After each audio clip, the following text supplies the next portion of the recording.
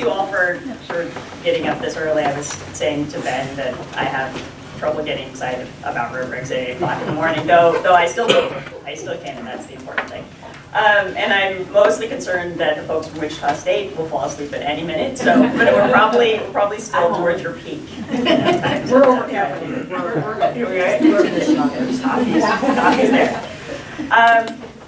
So let me just tell you what my challenge is today, is that moving between basically 3 different sessions, so 3 preps and 2 repeats, is thinking about how I can frame, so I would say there's something important in each of the sessions, and so I've tried to make each one distinct. And yet I know that there's important information that ought to be squished probably into every single one of these. So what I've tried to do in thinking about this particular session is to focus in on one particular outcome or set of outcomes, and we have a couple of the rubrics here, but really try to, as much as possible, exploit the fact that you all have been thinking about this. And so so the next couple of sessions are more of the kind of the overview, why would you use rubrics, why is this kind of assessment meaningful, how does it relate and connect to the kinds of things you're doing. This one, I'm skipping that a little bit. I think you're already here, and you've already come to some understanding about how these tools can be useful. So I've tried to kind of frame this discussion in a way of how can we dig at the next layer of how they might actually be applied, thinking about the assignments you might be using, and sort of trying to position this work more in a programmatic framework of actual program evaluation. So that was a little bit of my orientation here. You all should know that just because I feel like it's relevant being at K-State, I went to the University of Nebraska, Lincoln, as an undergrad. So went to definitely a few, I can remember definitely a few Wildcat Husker games. And I think we got the better of you. But it's always just really great. The Midwest always feels like home. And there's another reason I'm bringing that up, which is that after going to UNL, I went to Iowa for my graduate degrees. I actually taught at a small liberal arts college in Pennsylvania as a faculty member in sociology for a number of years before I came to AAC&U. And that was a lovely experience. Those are great places. I don't know if any of you, that was your background, your experience going to a small private liberal arts college. My heart is always with the big state school. I know who these kids are. They were my friends. I know where they're coming from. So there is something special about thinking about the context of this work at a place like K-State. Quite frankly, almost half of all of our students will go to community colleges, and almost all of them at some point will end up at a school like this. So if it doesn't work at the big state school, medium-sized state school, it's just not going to work. So I'm compelled by the kinds of conversations that we can have today.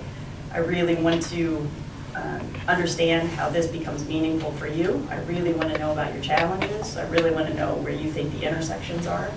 And I'm appreciative of the spaces that we have to sort of keep the dialogue informal and ongoing. If we could, because it's still a relatively small room, we just take a few minutes just to quickly go around, because I know these places is big. I don't assume that you know all of your colleagues in the room, particularly not from Wichita State. And so it would be great to just kind of get a sense of who's here, particularly from the College of Ed, and outside of that. So that would be helpful for me and probably for others as well. So do you want to start? Great. Lou Ann Getz, clinical instructor at Eisenhower and Anthony Middle School, teach a class on campus in the College of Ed. Hi, I'm Melissa Mowen. I'm one of the Wichita State ones. I'm the coordinator of instruction at the University Libraries. I'm Rhonda Heisman. I'm the Associate Dean at the University Libraries of Wichita State. Linda Thurston, College of Ed, K-State. JJ Pianki, WSU, and I am the librarian for engineering, health, and science. I'm new. I'm Angie Paul, and I'm an instruction librarian at Kimberly Staples, Kansas State College of Education, Secondary Science. Ben Stark, School of Music, Theater, and Dance, specifically in theater at Kansas State. Marlene Cedillo, so I'm over at the Tech College in Communications. We want to go to the back here. Warren White, College of Ed, here at K-State. Jesse Miles with the Midwest Equity Assistance Center. Ronna Oliver with Midwest Equity Assistance Center in the College of Ed. Catherine Sprott, College of Ed, Midwest Equity Assistance Center. Ken Hewitt, College of Ed. Lotta Larson, College of Ed. Connie Martinez, College of Ed and Midwest Center. David Griffin, College of Education. Lori Curtis, College of Education. I'm Aaron Clanton, I'm at AIB. Charles Rushing College of Ed. Melissa Holmes, College of Ed, and Center for the Intercultural and Multilingual Ethics. Kelly Briggs, College of Ed, is Center for Student Professional Services. And Doris Wright Carroll, College of Ed. So fairly diverse group, even for having sort of a targeted audience for this.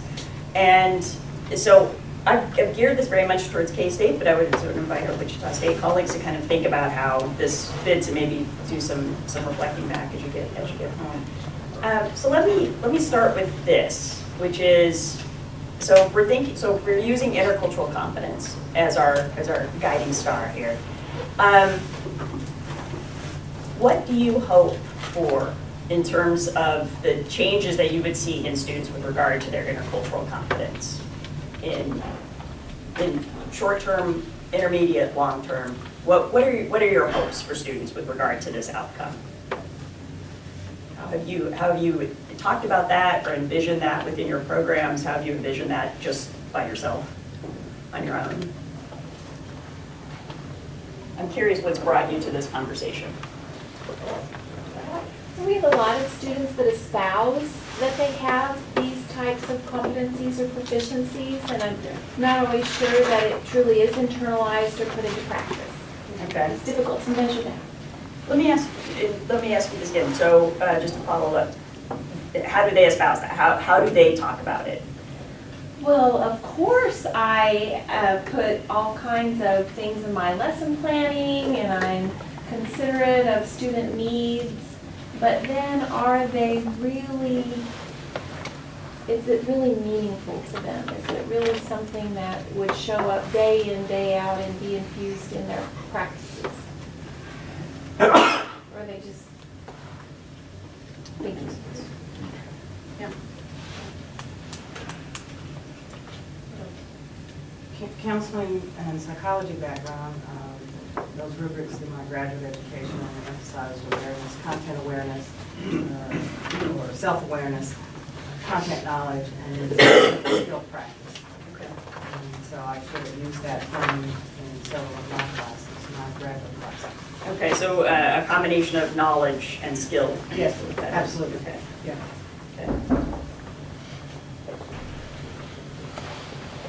I think in relationship to the future teachers going out there, we want our students to recognize what biases exist, what biases they hold, and what are the unseen biases that influence their decisions, and more importantly, their students' decisions while they're developing their lesson planning, their instruction design, etc. Okay. I would like people to recognize their own privilege. I mean, recognize their privilege, and then also to, as they go forward with their cultural competence, to become more tolerant and become more understanding, being able to reach out and have that empathy for their fellow human being, which sometimes we lose sight of because we're so, I grew up WASP, or whatever.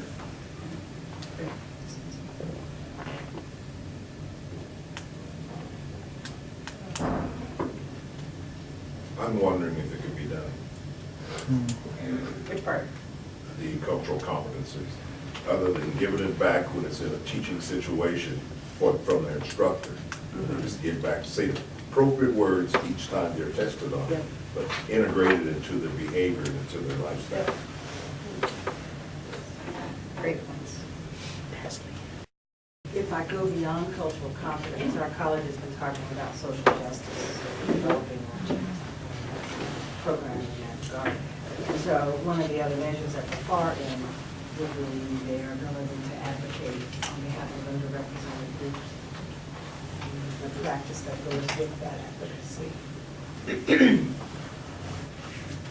Great. Okay. And also to look at it not just from an individual perspective, but it has to be systemic. We're talking about structural changes. Okay. You know, it seemed like to me that should lead the way. Does that, and so that's interesting to me, does that apply to the structural changes that you have as a program, or equipping students to understand the structural? Both. Okay.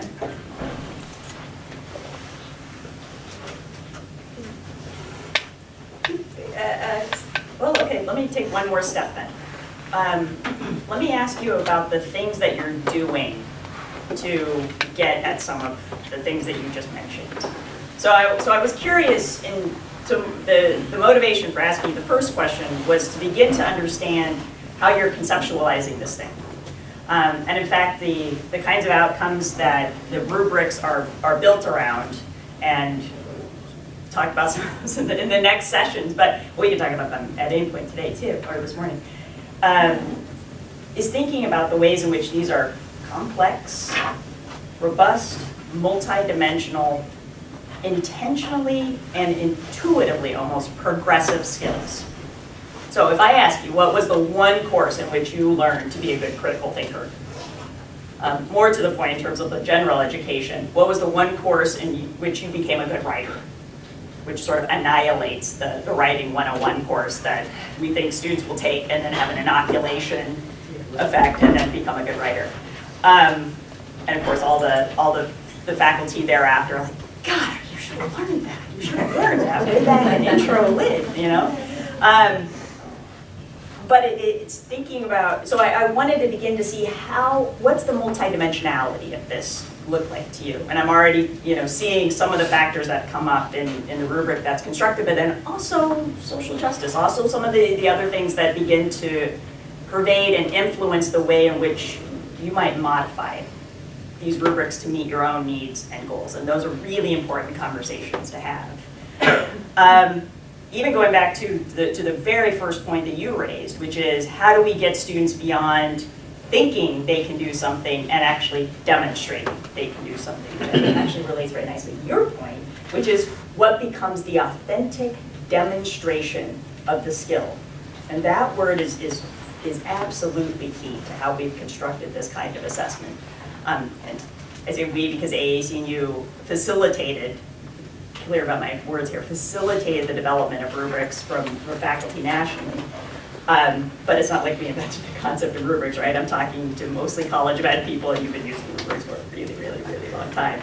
And if ever I find like my people on a campus, I wait for the teachers to come into the room because they get the rubric thing and they understand how this works. But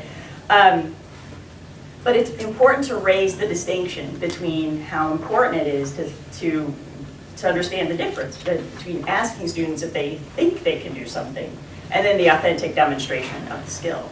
And I like where you went the next step further, which is to almost talk about a habit of mind. It is a behavior, it becomes a disposition. And you'll see that language very, very often, and actually a lot of the rubrics, they'll actually talk about civic engagement or ethical reasoning or critical thinking or any one of the intellectual and practical skills as being a habit of mind, a way of thinking and doing as you go through life. And I think about it as my own habit of mind as a sociologist, is something you're not really turning on. So that was important to begin to think about what fills out and then becomes meaningful for you in the language that you're using to talk about this. So my next question, just briefly, and I'm going to try to begin to contextualize this a little bit more. What are you doing right now? And believe me, again, these are progressive skills, so I don't think any one thing you're doing is enough by any means, but I'm curious to know what are the kinds of things that you're doing to affect the changes that you hope for with regard to intercultural knowledge and competence, for this thing that we're calling something in that ballpark. we're bringing in through video conference a teacher that teaches in a very challenging inner city schools, actually from Indiana, each year to talk to our students about the experiences that they have and the environment that the students that they teach have to learn within, so that at least they have, as close as they can, some authentic or at least representation of that type of a particular section of the United States. Okay, okay.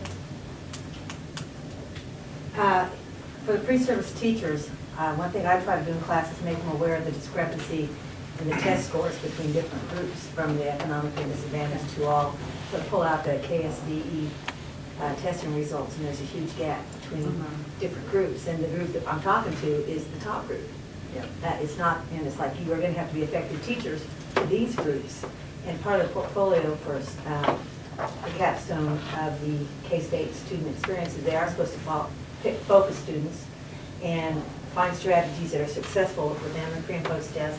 And they also do it with different ethnicities and low SES students. So were you effective? What were those kids at the beginning? And did they make the growth that the other students did? Okay. All right. Thank you for bringing up the point of the portfolio too.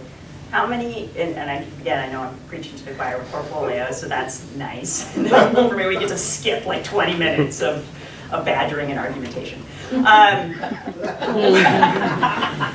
So all of you, how many, so I'm curious about like the music guy. So are you using portfolios? We use portfolios, but I think in a different context. I mean, more related to demonstrating their artistic skill or design skill as like an actual physical like resume, I guess, for job applicants. Okay, things well, like that that. makes sense, yeah, absolutely. Tech knowledge? You guys are using anything like portfolios? In the English comp classes, yeah. Okay, okay. So everybody's working with and using portfolio mostly for students, okay.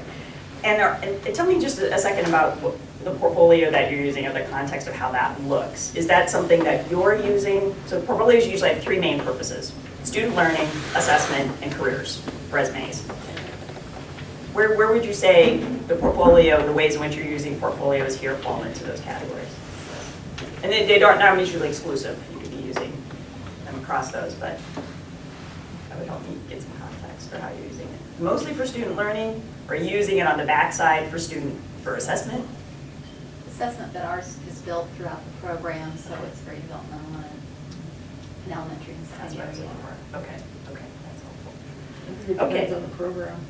Sorry?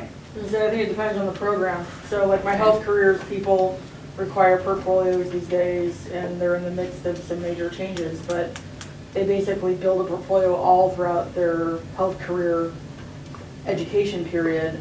So they're assessed on everything that goes into that portfolio, but by the time they graduate, they then have a body of work that they can take to a potential employer and say, I am competent in phlebotomy, I'm competent in these other things, and this is why. Okay. Great. But health careers is different than, say, engineering, which the engineers are all like, can I build it? So, yeah, they're different. Good. Okay, thank you. Other ways that you're going about meeting these outcomes. So exposure, the kind of the exposure effect, awareness effect, supplying with knowledge and content, to help contextualize the application of real life issues, which I make my students deal with it. Love So, the library offers a 1 credit hour, basically, how do you do research class that I'm teaching this semester. And I'm requiring a core textbook called Marbles by Ellen Forney, which is an autobiographical work in a graphic novel form about Forney's grappling with being bipolar disorder.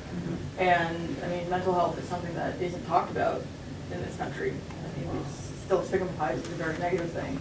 So not only do my students have to read the book, I'm so mean, but they also have to then synthesize throughout their entire research process as we walk through the research process, like something from the book that also relates to their major. So like I have a sports person, and I was like, okay, well, you could totally talk about Forney and her marathoning ways and how that works with depression and things like that. So making that critical connection between this is sports and I'm only a sports guy, but I'm like, you know what, there are other connections here too. So it's more like the social justice type of thing. And anyway.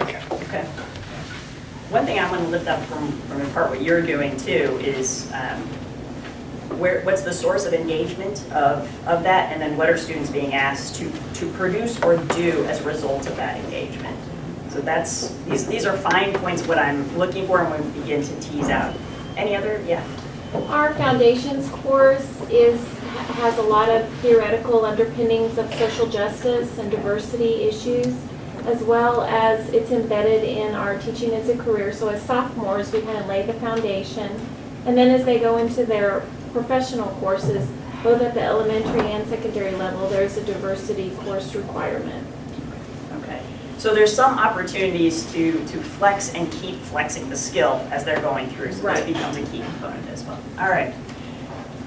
So thank you. Thank you. It's helpful to begin to put things into your language and your words and the ways in which you are constructing this work programmatically, and then begin to think about how we might from a program evaluation standpoint. I am always cognizant of the fact that, yeah. Throw you a curve. I wonder if it recognizes that the minority folks have to already do that to be successful in the dominant society. And if that is acknowledged, see, we cannot bring our cultural to it because our culture is not the dominant culture. We have to bring the culture that we have and make that transition. Like Du Bois says, you know, mastering schizophrenia is what I call it. You're right. I know you're right. What it reminds me of, though, is the layers of transparency that actually need to happen with this work. So it is one thing, even for us as educators, to talk about what we hope for in terms of the outcomes for our students, and then to begin to be more and more explicit about what those outcomes actually are. So what I would say at the outside of this conversation and everyone is they're not going to do it if we don't ask them to do it. So unless we're clear and explicit about the ways in which we've constructed this and the ways in which we have shared expectations and standards for students' performance and demonstrated knowledge and skill, it's not going to happen. So it's all about that. And so what I hear in that comment is one that it makes sense, but also the intentionality of what you're getting at. That's an intentional focus that I would say, okay, well then how do you do that? How do you begin to construct that in a meaningful way to get students there? Here's what I see as the biggest problem.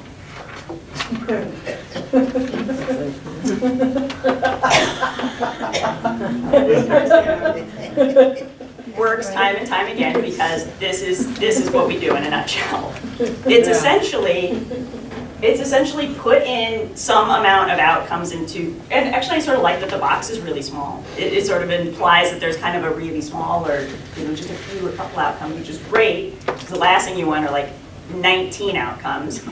But if you did, I have a way of tackling that in a moment. But then you've got some small little bit of assessment that's happening to reach those outcomes, and then you've got everything else, right? That's supposed to just sort of, magically be affecting, working through the assessment and affecting those outcomes. How students write research papers. Excellent. Yes, absolutely. Exactly. Well, we had a video conference. Well, we took them out into the community. Well, we had them do portfolios. And then magically, something's supposed to happen on the other side. I don't know why our data doesn't have it. I don't know why. Now, like my whole career, I'm haunted by bad data. This is just, I have no problems with bad data. I also think it's social phenomena is tricky and it's complicated, and nothing has been more humbling than actually focusing on learning as a social phenomena, which John Dewey would say it fundamentally is. It is a communal activity. But when we begin to actually think about the kind of data we would like to see, what it really means to see progress in data, then we have to ask really hard questions about the intentionality to get the data to look the way that we want it to look or hope it will look. And of course, this misses the fact that a lot of learning is going to happen outside the classroom. So what are the ways in which, and I'm sort of using co-curriculum very loosely here and thinking about how this might apply to your own programs, but that's just going to happen all day long. Every hour. That's good. But what I want to lift up here is those layers of intentionality of where you're going to begin to untangle and pull things apart. And this is what I think is the biggest challenge for how we approach any kind of program evaluation or program assessment within higher education, is just that there's such a complexity around how those activities are taking place. So first things first is to think about how, just this outcomes piece. So I used to sort of jump in and think, okay, well, you got your outcomes, so let's move on to the other stuff. I realized that we actually struggle a lot with outcomes. We really do. In terms of, well, what's really an outcome versus an objective or a goal or whatever else. I'm going to tell you right now, I'm not going to get into semantics with you. If it's an outcome, it's an endpoint, it's meaningful to you, it should be something that you can gather data around and tell a narrative. Begin to get some narrative on what the trajectory of student learning actually looks like.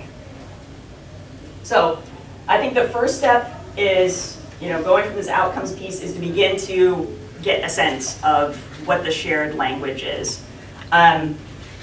Because, and I apologize for not actually just having the College of Ed's language here, but my inclination always with this stuff is to begin to think about what's the institutional message, what's the institutional identity around this, whatever a set of outcomes might begin to be. Because if we're thinking about true layers of scaffolding, true layers of progressive development, then we really are talking about something that would start at the beginning through general education and develop and grow over time, so that at the program level, it's actually being applied at deeper levels of complexity and meaning for students. That's the actual goal. It's not that you're starting the thing, it's that you're continuing the thing. So my inclination was to go back to start at the mission statement and to begin to see where does the common trajectory, where does the common pathway actually start for students? And what does your language begin to say and represent around that? You've got some really great language in the mission statement.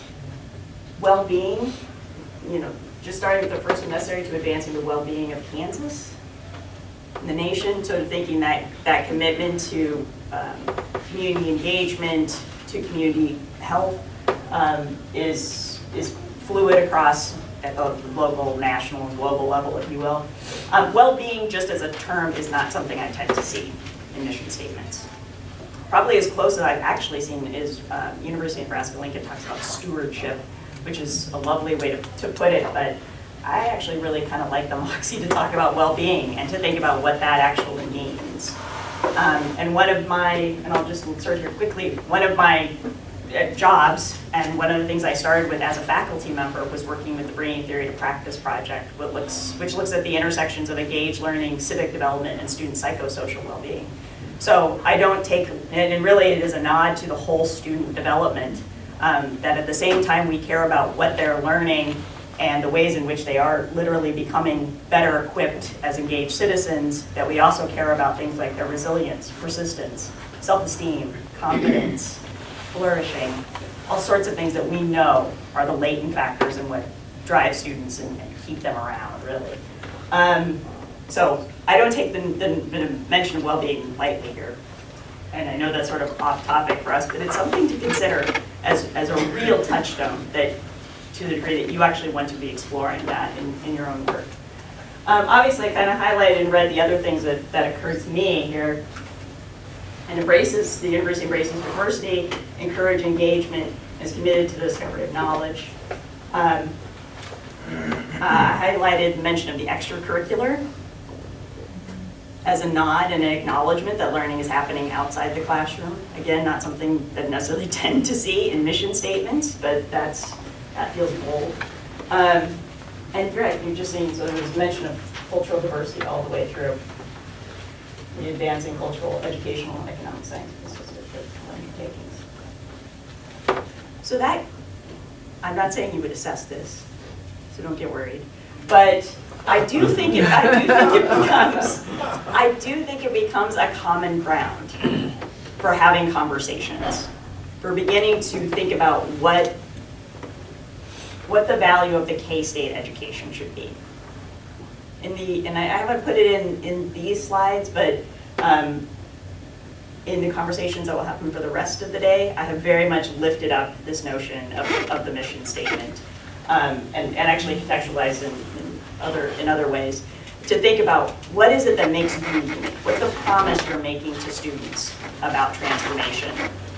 And what's the integrity to meet that promise? Doesn't get much more complex than that. Don't you think you should have an outcome from that mission statement? Oh, I do, absolutely. Yes. Because other than that, it's just rhetoric. I think it's lofty. I think it's in the line of platitudes. But so that's actually this. But I think this is the challenge. I think this is the challenge that every institution has is to pay attention to its mission statement and say, are we at least navigating the boat towards that light? If that's the thing off in the distance, in what way can we be? I'm a statistician too, so I work in worlds of probability. What's the probability that our students are at least moving in that direction? And that's way different than saying we're an isolated island in this big world called K-State and we don't really care what's happening anywhere else. This is really about institutional storytelling about student transformation and change. And the mission at least tells me what the guiding star is. So that's very much how I'm using it. So I'm using Thomas Grayson's work a little bit here, who's just a fabulous writer, and he's actually working more from the student affairs angle, which is interesting. It kind of adds a different flavor, if you will, to some program assessment. Hazel Simonet at the University of Wisconsin-Madison has also done some of this work, and so she's actually one that kind of turned me on to this. But so when going back to that statement that I just made about how outcomes themselves are tricky, and I've learned that it is a fallacy to skip over the outcomes discussion too quickly. So I've really tried to kind of back up my own thinking around program evaluation and institutional assessment and think, okay, how do we just pause for a second on the outcomes piece and try to bring it down to earth a little bit more in this way of let's get beyond the rhetoric and actually think about what we're talking about. So this, and this is just a heuristic, this is just one way of coming at it, but see if it's helpful for you. So outcomes, I'll tell you, and the way that I framed the whole session, I guess I do this as my big reveal, is around logic models. Does anybody use logic models? You've heard of them? Great, okay. Well, that's what I'm getting to, which is, I'm going to show you the whole logic model framework in a second. But the first step in dealing at all with logic models is to begin to actually disaggregate outcomes, is actually to say not all outcomes are built the same. We actually begin to expect things to happen at different rates and paces. So, for example, I was at Indiana State the other day. Keep it in the Midwest. This is my Midwest tour. And my mom's like, you should come home, you should come home. And actually a great little event that they were having, Assess for Success Day, and they had this poster session, right? So I'm going around to the posters, and I landed at one for the library, right? And they're doing this whole library renovation, physical structural changes, and for which, on this poster, they had literally, this is where the number came from, they had 19 outcomes. Well, one, I loved that they had actually articulated what the physical transformation of the space was supposed to do, which was fantastic. But this poor person who doesn't know who she's talking to at all, I'm like, oh, So 19 outcomes, that's a lot of outcomes, isn't it, right? I mean, kind of seems like a lot. It's just like, well, yeah, but, you know, whatever. They were like color-coded because they had different, they applied to different, like fiscal outcomes or something like that. I don't remember, but something like that was color-coded. But not in terms of time. And I suggested to her, you know, it would be interesting to go back through these and actually see which of these you think you can affect in like 6 months, right, or 4 months. And then which of these really is a rollout in a couple of years, because that's really how they were being laid out. There were clear things that were very descriptive, very definitive, and then there were ones that were like awareness, increased awareness, or increased use of, or increased appreciation for. More long-term, don't you think? So that becomes not a quick way, but at least a kind of way to begin to organize and categorize what you have, and and here's what's important is it leaves space for the love to see. It leaves space to say, what are your ideals? What's the vision? What's the hoped for, dreamed for plan in what you're doing? And it applies to there's very little that we do anywhere at any time, whether it's the government or how we're organizing community welfare or health, that we don't talk about, well, what are hope for? You know, what are we hoping for in the future? And then how do we think we're going to get there? So one way to begin to think about the outcomes that you got, and particularly for intercultural, I'm going to keep coming back to it, when you're thinking about this habit of mind, you know, this hoped for goal that is lifelong, it is enduring. It is something you will not be able to assess for 50 years to come for all of your students, for sure. Get a really nice panel design and maybe do something like that, but probably not. But you can articulate these things, and you can give them a place from which to work backwards from.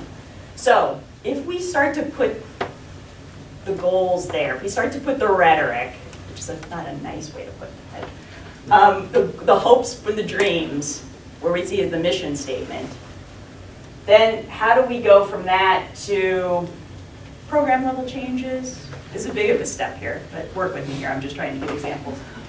To maybe something at the course level. So how would you begin to map some specific changes over time? And I should have put global learning in here, well, global issues and perspective. And here's something else to remember, and again, huge thanks to Hazel Simonet for turning me on to this and Thomas's work, which is, and because this is hard too, is thinking about the locus of control over those outcomes. Here's the kind of strategic programmatic piece that you've got to get your head around, and I think kind of cuts to the core for faculty, which is you will control your course, you will control that learning environment, and that's good, and you can protect that baby all you want. But the nature of the thing, the animal itself, implies this is a collective effort. So at what point do you have to start involving others to reach goals?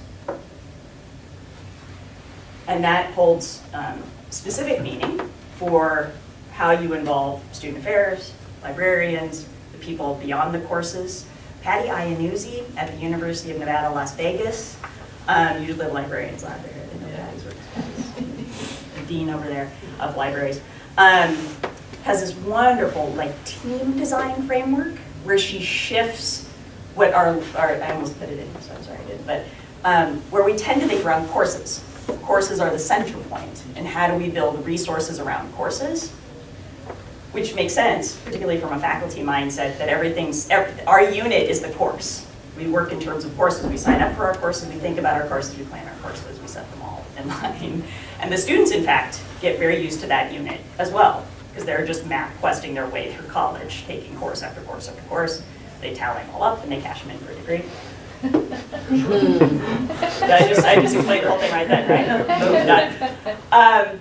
And right, the problem is you cash the thing in for a degree, and now we're having a giant national conversation around what the value of that degree is. And nobody can articulate it. Yeah. So part of the paradigm shift is changing what that center point is to say, how do we talk about outcomes that are embodied within courses? and outcomes that are in fact are embodied within the students that we're trying to transform. So Patty's model actually puts the student at the center, and then puts everything else, the courses, the curriculum, the co-curriculum, libraries, technology, everything else is around that student. So that begins to shift the mindset of where even the locus of control moves to. And I think reinforces this notion that what we're really talking about is faculty moving from my work and my course to our work. Our courses, our experiences that add up to something. So that's just one way to think about disaggregation. Disaggregation at the outcome level, baby steps, okay? So at any point you just want to stop or just ask a question or give a, I'm going to try to give a concrete example, please do so. It's totally happy for that. Okay, so and hopefully you're reflecting a little bit again on the conversations that you have and where things can begin to sort of fall into line here. So let's go peel one layer back again. All right, this is the logic model in PowerPoint, which is really hard to do. There's a lot. Okay. And I'm sorry, I meant to bring little templates for you all. Obviously, you can just draw 5 boxes and have a pretty good start on what it looks like. But I can absolutely, I have a resource slide at the end. The Kellogg Foundation has an amazing website. This is actually where I started when I worked with logic models. Actually, a friend of mine works for the CDC, and she's the one that turned me on to logic models. I'd never heard of them before. And then started looking for additional resources. And the Kellogg Foundation is really excellent, pretty extensive resource on it. Okay, so just as it looks here. So let me just walk you through the bits and pieces of it. And then I've got the next slide will start to fill in these bubbles a little bit. So where I'm actually trying to get to, I'll just lift up and I'm sure I'll repeat this, the intentionality at each of these phases. I want your data to look good. I want you to have a shot at making it look good. I'm trying to explode the miracle. And that's really what it does. The logic model takes the sexy out of it, it takes the miracle out of it. It really begins to say, what are the gaps and holes of the vision that you've planned, and how can you be more intentional about filling those in? So again, my work with bringing theory to practice, we're actually a funding organization, so we give grants to campuses to study the programmatic effects of engaged learning, civic development, and psychosocial well-being. So I'm reading through assessment plans all the time and giving hard feedback back to say, guess what? I just don't see how you're getting from point D to point A here. It's just not going to happen. You're going to get something out of this, but it's never going to get quite here with what I can see. So let me tell you why. Okay, so basically impact goals. This is kind of where the word goals, I can at least understand how people use the word goals. This kind of, the big vision. And you should have the ideal in front of you. You should have some articulated vision for the 10-year, 20-year. So a lot of times we say that the impact goals are unaccessible. It's really difficult to assess something that big, that grand. And that's why the mission statements fits really nicely there. But even so, where can you begin to articulate outcomes that should, and I guess the way that, again, I would say it is, are pointing towards at least, or give you some indication that you're on at least the right path of meeting those expectations for the vision. And those outcomes, again, can be short-term, intermediate, even long-term, depending upon how you're defining that. And so short-term, for example, I do think that in terms of a course. And can you see changes in students in the span of 15 weeks? Totally. Absolutely. You can absolutely see improvement in skill. Is it a definitive improvement? No. Is it the ultimate improvement? No. Is there probably going to be some regression from that improvement? Yes. If you really expect them to learn, there will be. There ought to be some failure in there somewhere. And maybe they fail in the next course. And that's what it means to keep applying and flexing the skill. So, but being clear about what you think, again, locus of control here. What do you think you can reasonably affect related to that skill level at the course level, program level, and so forth? where do you put the input, what the problem is? In See, terms everybody of, has a mission statement on what they want to do, but Uh-huh. where do you put the problem? An example, 50% of minority kids don't graduate from high school. Okay. That's a problem. right. Where do you then put that so you can develop your mission statement to address what the problem is? So you're talking, where do you put the social, the Yes. social problem? Yes, or any problem. Well, so the reason I was asking is I don't know if that's actually going to contextualize the kinds of ways you want students to engage in the problem, or you want the mission to solve the problem either way. Well, maybe they're related. Let me come back to this. It actually gives a nice example for how to root some of these nice examples. Okay. Which is, if you're taking, and I hope that part of what you're doing, and I think this is a different kind of crowd than talking to English professors and philosophy professors. There's just something a little more rooted in practitioner base going on in this room. So I don't have to stress this quite as much. Real world examples are really good for student learning. And you know this, but that's harder when I've even talking to the humanists and some other folks. But is continuing to remember that that is what contextualizes their experience. So lifting up those real world problems, and that was coming out a little bit too with the graduation rates, for example, your example. So how do you lift up real world context to position these things? But students, so thinking about the outcome, I tend to think that the failure and the miracle happens here. If there's anything that I most tend to see sometimes there's some fuzziness here, and so that's not great, but it's usually an issue of outputs. It's usually the question of what have you asked students to do to demonstrate that they can actually do what you want them to do. Great that you involved them in an activity, great that you had the conversation in class and you count that maybe as the activity, but in what way have they been intentionally structured and applied to say, this is your reflection on that agitates your learning. The output is the thing. It is the thing that they're creating. It could be the survey, it could be the attitude, and that's part of the picture. But again, if we're talking about authentic demonstrations of learning, we have to get really serious about the outputs piece. In what way are you constructing the assignment that elicits them to reflect on the fact that half of minority students are not graduating from high school? How do you want to construct that problem in a way that actually engages them to demonstrate their skill and intercultural competence? And because of that, it's actually the outputs piece in many ways. I think as educators, we get super interested in the activities piece. And that makes great sense to me. But actually the conversations that you will have around assignments and demonstrated outputs gets me actually the most excited about the creativity that comes from scholars. Because now I get to ask a whole bunch of really smart people sitting in a room, how do you get students to demonstrate the thing that you just taught them? So a few moments ago, before the workshop, I was upstairs writing master's comprehensive exam questions.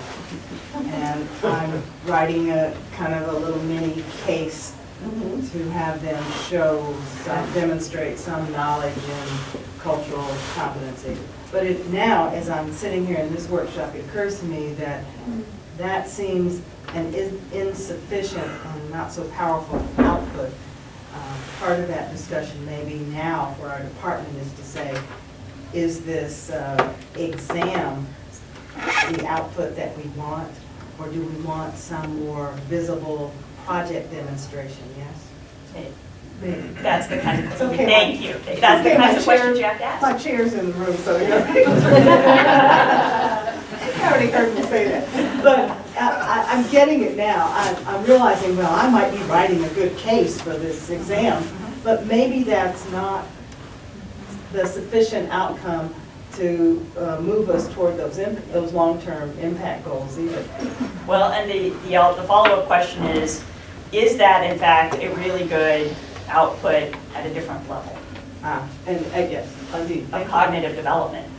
So here's my example for that is all of the campuses that are frustrated with their capstone courses, not producing the kinds of depth of work that they expect to see in a capstone course. And then looking back at the one, did you actually scaffold the curriculum in a way that led students to be able to exercise foundational skills at the depth you want in the capstone course? That's problem A. Problem B is, what are you actually asking for in the outputs? If you're expecting them to synthesize, to integrate, and analyze, which are higher level skills with higher levels of cognitive complexity, but then you get to the capstone projects and you're asking to describe, identify,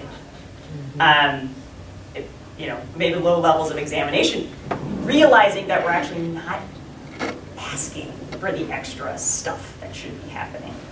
So the verbs become very, very important. And again, a way to guide and help you, I think quickly, I'm going to nudge you a little bit on that in a moment, but how you can actually use those to kind of analyze the assignments that you're already using.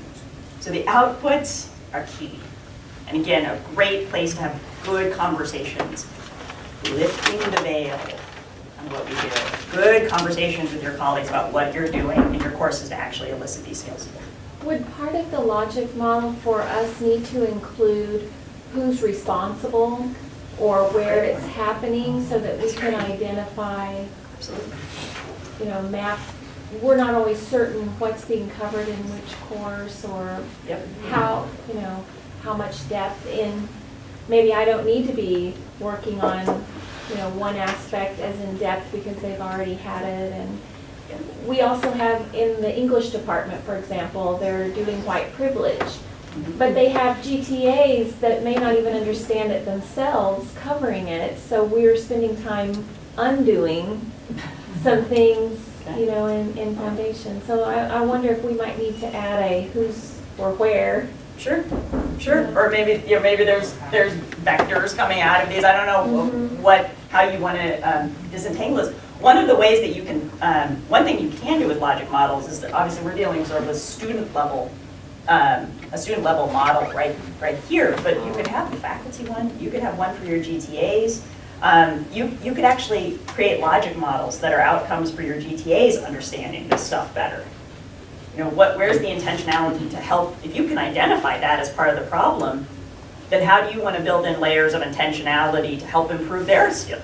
And this, by the way, this actually, and don't think this is just like a K-State kind of problem, is thinking about, one of the things I appreciate about this conversation is I actually get to talk about personal and social responsibility. I spend a lot of time talking about critical thinking because that's the low-hanging fruit in the outcomes world.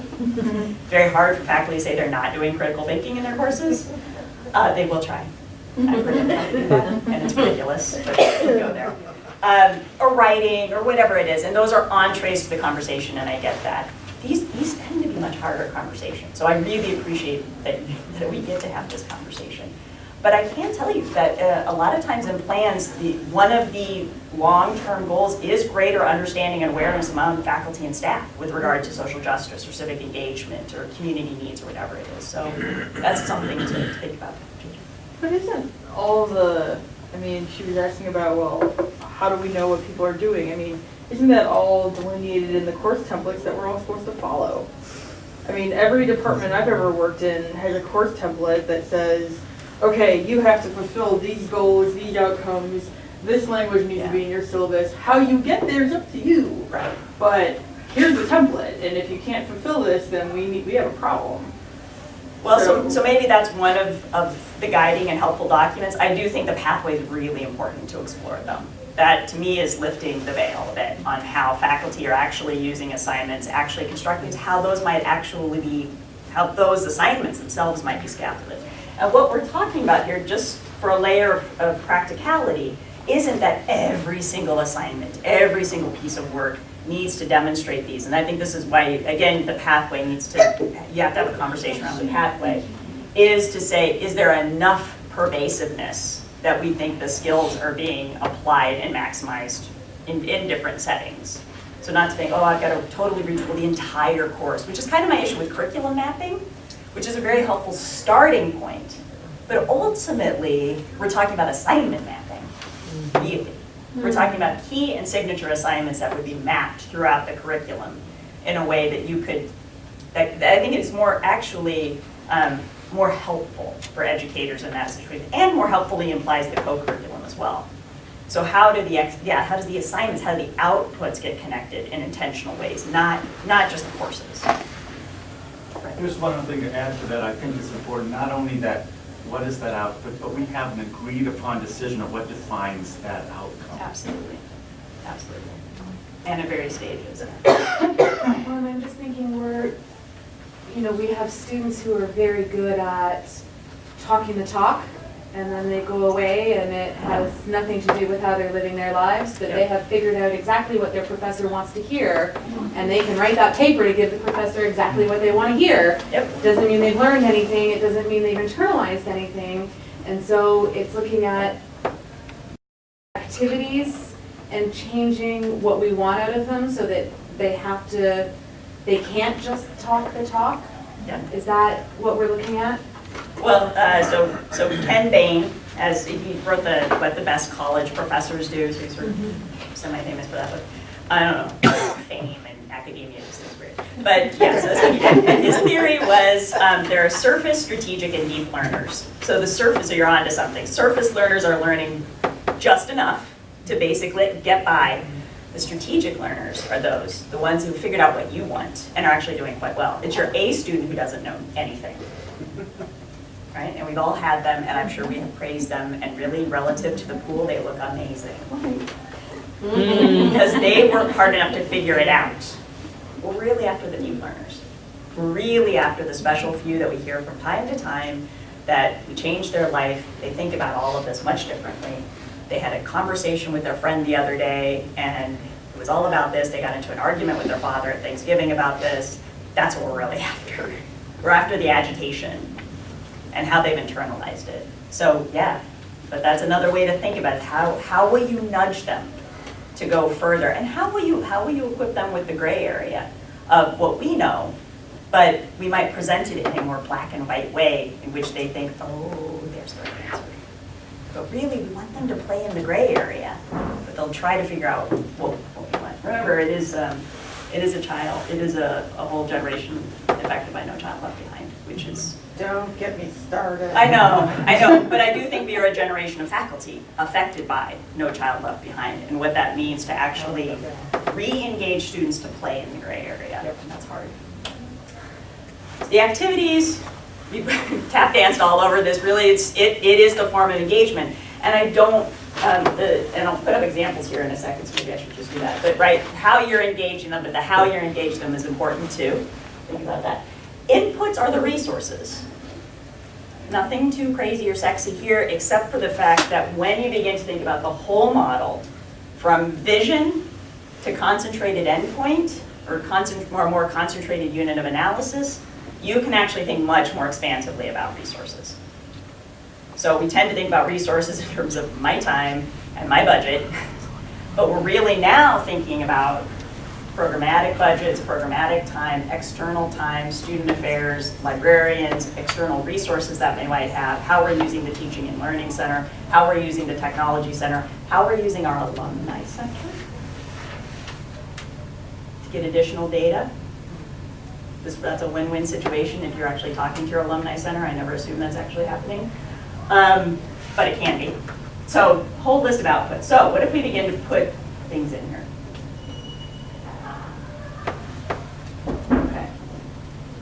So you can think about anyone, you can think about populating these cells however you want. This is just an example. So put the lofty university goals, the mission statement at the very end, then begin to think about all the ways you might, and actually what's funny is that some of these actually already came up in our little bit of conversation at the beginning, but what are the ways that you're actually beginning to articulate outcomes? And this still doesn't embed the short-term kind of intermediate sort of stuff, but nevertheless, when I think about all the things that intercultural competence can actually mean, then it gets pretty robust. So it really is important to think about how are you defining that, how are you articulating it. What do the outputs begin to look like? Basic examples, however, my one thing that I really wanted to lift up with outputs is ways in which we might engage, and those aren't super examples, but text and non-text bound examples of student work. So performance pieces, videos, websites, whatever the prod is of the 21st century. So students are thinking this way. Students are thinking creatively about how we change the research paper into something more interactive that actually has an interface.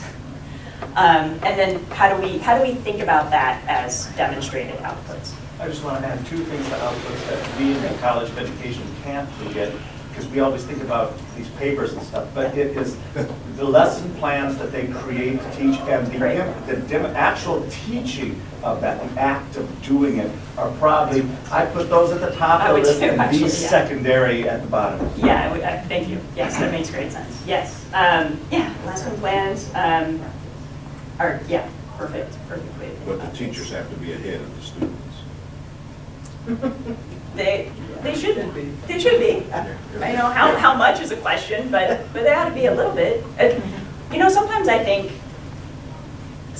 think even with regard to assessment, I'm ahead of people only because I've just thought about it more. I think about it a lot, all the time. And so maybe in some ways just that time of reflection alone would be some advancement. One more thing to that. I don't think that's always essential, because this is a situation that is ongoing, and is it even possible for the teacher to know everything beyond what the students know? Sometimes their experience is much deeper than the teachers.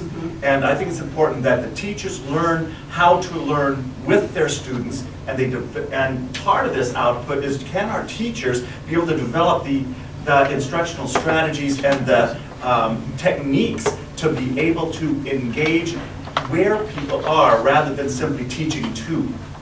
So I think it's important to look both ways. Yeah, I think that's right. But students get in trouble sometimes when they're advanced of their teachers. The teachers that all know who speaks, voice of authority, et cetera, et cetera, et cetera. The kid has certain experiences and lifestyle changes within their lives, and they bring it to a teaching situation, they can get in trouble. Well, but at the very least, they ought to have more experience. I assume they're older, so at the very least, there ought to be more opportunity for life reflection. So this is the definition of metacognition, right? It's just thinking about our thinking. So at the very least, how have you equipped? And that's, by the way, I tend to think that's what educators are so good at. We're just really good learners and thinkers, and then we focus on a concentration area, and that's good. We're just excellent learners, really good at metacognition. So how do we, in teacher prep then, how do we equip those teachers with those same kinds of skills? And that's highly dependent upon reflection, structured reflection.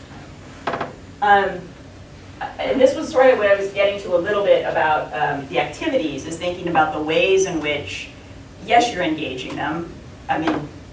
One activity is for them to, it's not really an activity, but them sitting in the room and listening to you, and that's a thing that they'll do and they'll learn from it. So the questions are then to ask, where in the model are there more intentional levels of engagement? And here I'm thinking about higher levels of, at AAC&U we might call them high impact practices, but highly engaged pedagogies, ways of teaching, ways of constructing the learning environment that we know we have really great empirical evidence of this. Simply engage students at deeper levels. They just do. When they talk to each other, when they're involved in some kind of collaborative problem solving, when they're interacting not just with you, but also around diverse perspectives, they're actually having to have some cognitive dissonance and be challenged in the ways that they're thinking and doing. Public demonstrations of competence are highly effective ways of engaging students, making them teach, again, kind of preaching to the choir on that one. That's why poster sessions are so effective. It's why oral presentations are so effective, those kinds of things. And then I mentioned the inputs too. Questions on any part of that? Yeah. Wouldn't it be exciting though if nothing happens unless it's measured? Wouldn't it be exciting if we started to measure what our teachers in the field learned from our interns? If we're on the cutting edge and we're giving them some really great things, wouldn't it be reciprocal in a way? I just think a that thought. would be amazing. Yeah, Just a thought. I think that would, yes, I think that would be great. I think that would be great.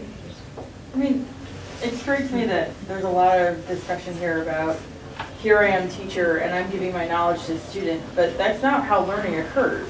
Learning is a collaborative effort. It's not about being the sage on stage or the doc on a laptop. I mean, it's about learning together. I may have more experience with something, but that doesn't mean that I can't learn from my students.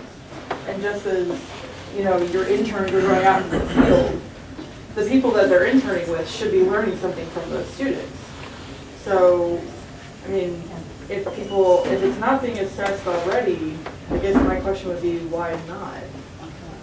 Great question. I mean, I'm a librarian, what do I know? This is why you bring multiple perspectives to the table though, right? But even if you think about, so this is sort of to the point, but maybe it'll nudge you a little bit to think, to explore this, which is the course evaluation. The standard course evaluation. Now, as an assessment person, this pains me to no end. You could not want anything from assessment more than the course evaluation. It's normative. People expect it to be coming. They mostly do it unless it goes online. These sorts of problems. It has resources behind it. It's going to somebody's office and they're looking at the data, and it tells us almost nothing about student learning.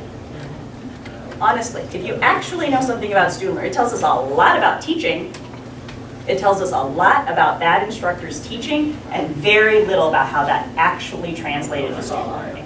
If you actually shifted the course evaluation to ask questions about depth of learning, which actually is a pretty good reflection of depth of teaching, you have a fundamentally different instrument. So that's just one way to think about it. If you think that your interns are teaching, is to ask about somebody's learning. You know what I mean? Ask somebody if something from that person. That's usually the best evaluation of teaching.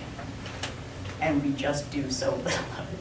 But that's one way to frame it. A quick few things about well, let me just do this quickly.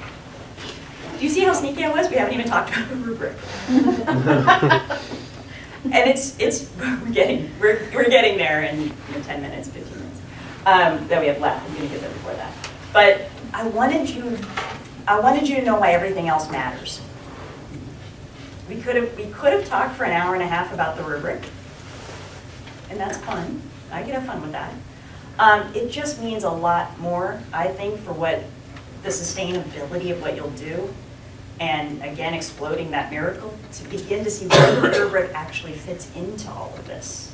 And actually, it's only as good as the materials that you're producing. The rubric is only, the rubric can be good, but it's only ultimately going to be effective if the assignments you're pairing it with are good and intentional and meaningful.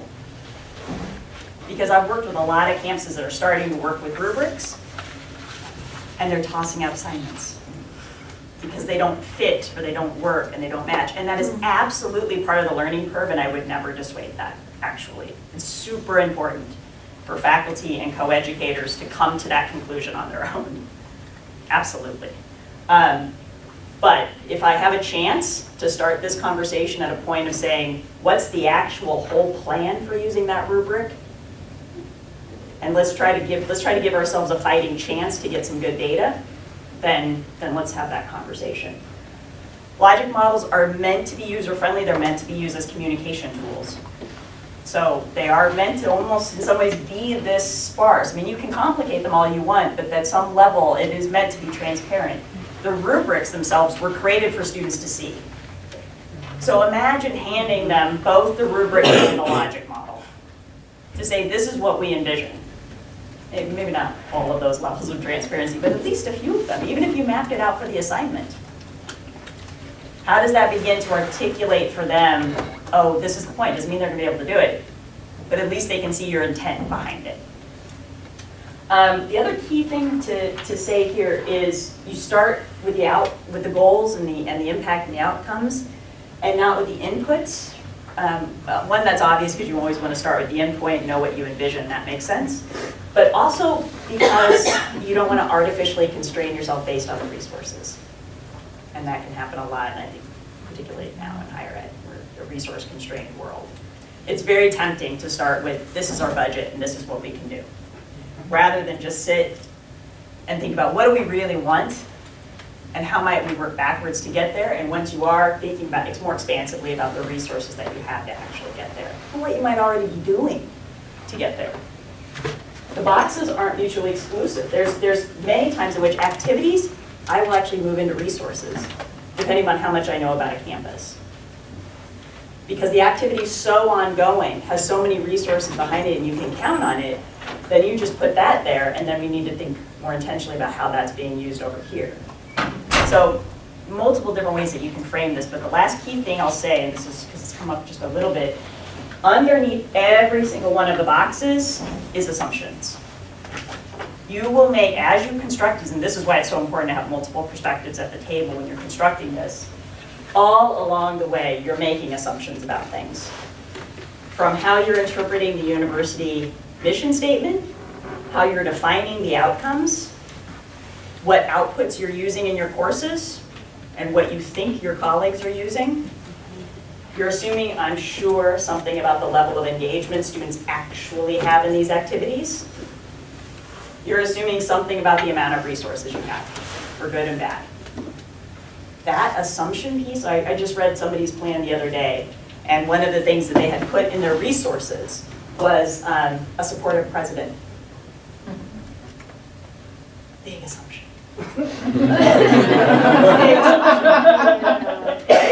I love that they just put it out there, and they can totally say, nope, we all get that as true. And I'm like, great, but it was at least my job to flag for them that was like a big assumption. And sometimes it can be no faculty engagement, total faculty engagement. Something like that, over or underestimating levels of engagement in the work. Very important to have conversations about what you're assuming is happening in any of those cells. Okay, so let's talk about the rubric. And I know we have the global, learning rubric and the intercultural knowledge and competence rubric. And so I know at K-State these have been smushed together. My understanding is that's what Fred's one is. Is that correct? I'm looking at the Wichita State. But Linda, you can tell me. I don't know what you mean by smushed together. Well, fair enough. That was a scholarly term. I'm going to need a reference. I believe uniforms have been taken from each and then put into one rubric. Is that not correct? Well, that's the, if it hasn't been done yet, that's the consideration. Okay, the consideration, sorry.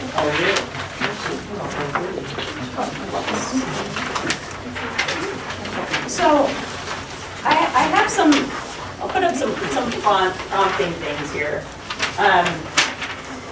But maybe, since you have these in front of you, I'll take just a moment to walk you through one of them. Let's take a look at the intercultural one.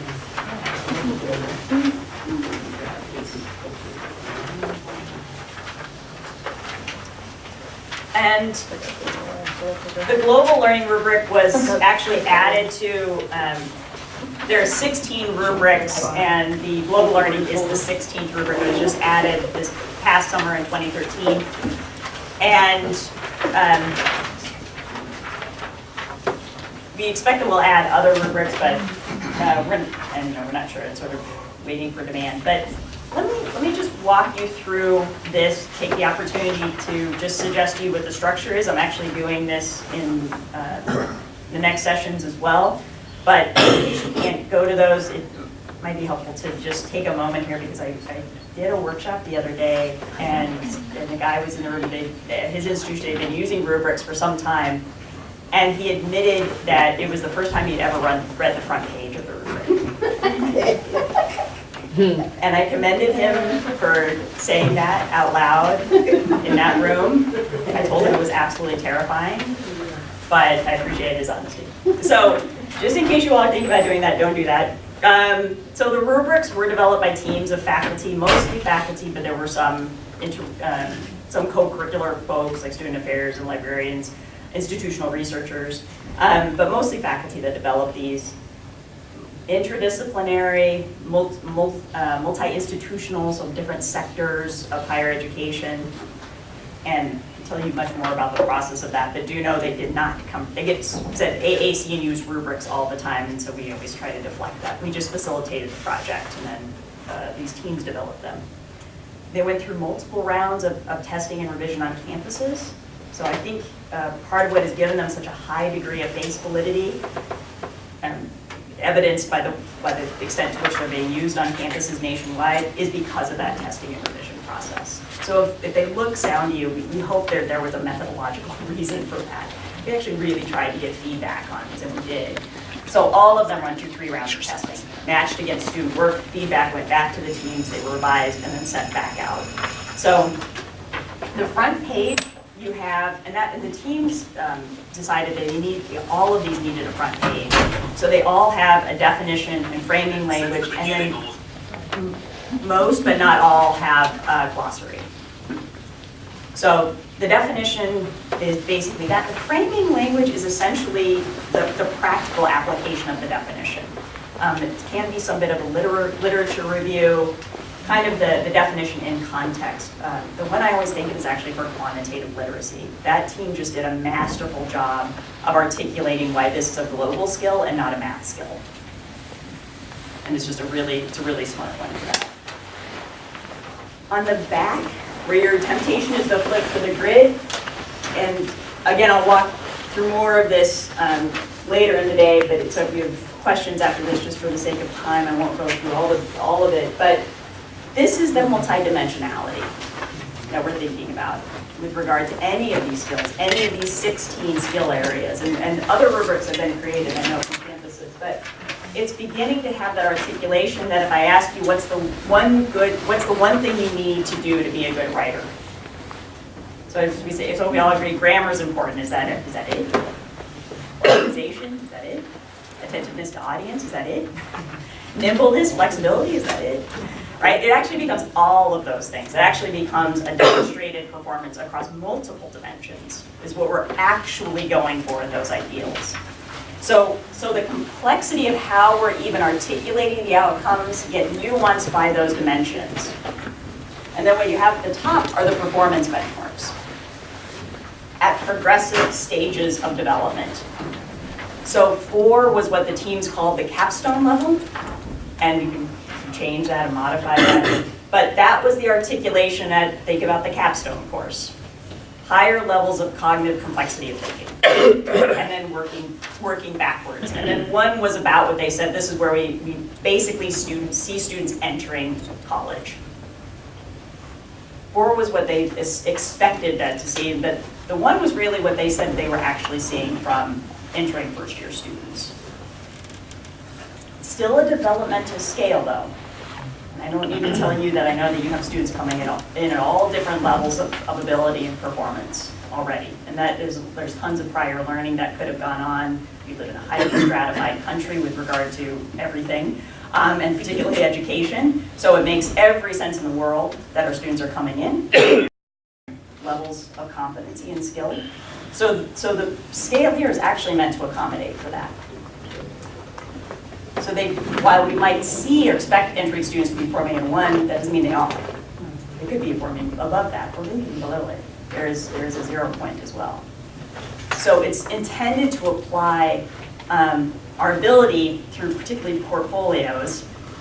How do you begin to measure that progressive change over time? And one of the examples I have for the sessions coming up, and I'm happy to just send it to you, is from LaGuardia Community College in Queens, New York, highly diverse institution. But what they've begun to do in terms of their institutional assessment is measure basically decimal points of change over time, from lower credit students to higher credit students. So not absolute benchmarks, like 80% are doing this and 75% are meeting 2 or 3 or whatever it is. They're saying we see on average 0.83 degree of improvement over time with regard to these skills. 1.29 degree of improvement with regard to these skills. They're just talking about overall narratives with regard to improvement. And I love that. I love the spirit of that very much. Because really you can say at 80% should be at a 2, but then what about the other 20? You know, everybody should be moving period. And so what are we doing to help facilitate that? And what would be the beginning point for the students? Great question, great question. So faculty envision the 4 to be basically exiting. So here's my question to you. Is an exiting high school senior much different from an entering first year student? Yeah. So I think at very least the conversation around master's level work and graduate level work starts at 4. Okay. And then we start thinking about how that gets complicated. Gotcha. But we've had campuses say that 4 is aspirational anyway, Yeah. which again, make sure you're telling people that. That's important. But we have, and so that's, yeah, one way to think about it. These, and I'll make sure that Fred gets the slides to people, so if you want to use these to continue conversations in smaller groups, you can do that. These are just some of the ways that I think about framing questions. I still think, we talked about moving beyond the course level, but I still think it's helpful to kind of get your head around stuff at the course level. That makes great sense to me.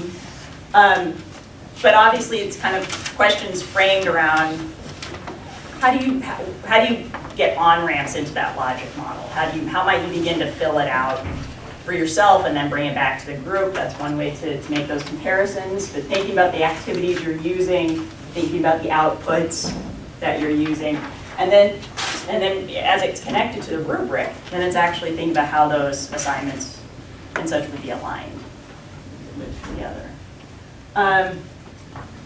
In terms of signature assignments, again, this is not scientific. This is just me kind of brainstorming with my colleagues at AAC&U. We have this language around signature assignments, and I really hate it when terms just kind of float up in the air and are undefined. So we kind of thought about, what would a signature assignment actually do? What are the kinds of questions you would actually ask about the intentionality of those assignments? And these, again, are just some framing questions. I would say, in particular, is the verb, right? Is the content kind of question. And then the multiple outcomes question is really important as well. There's an economy of scale there, I think.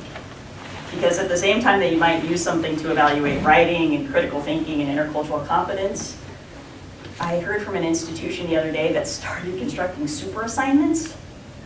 And this is faculty's shortcut way of getting to all of the institutional outcomes in one assignment.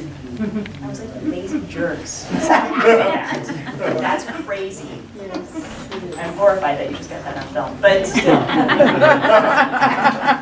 Right, I mean, but it's like so yes, do we expect there's probably going to be maybe two outcomes? I mean, the real question is, how intentional are you actually being about any of those outcomes if you're trying to meet all of the outcomes, which is just crazy. So anyway, and then what the actual thing about what the outcome looks like and how that intentional demonstration looks. This is just that last bit. What you have, by the way, in the red book is what Terry and I wrote and then wove in material from case studies to help exemplify some of the points that are made in the book. The case studies themselves are not up here, so I apologize for that. The case studies themselves are referenced in that book, and they're all available online. So there's 12 of those online. They're just 3 pages long. They're very short. We gave them a little template to follow, but it's all campuses that have not just worked with the rubrics, implemented the rubrics, but have now harvested data and used the data for the improvement process. That was the actual criteria for selection.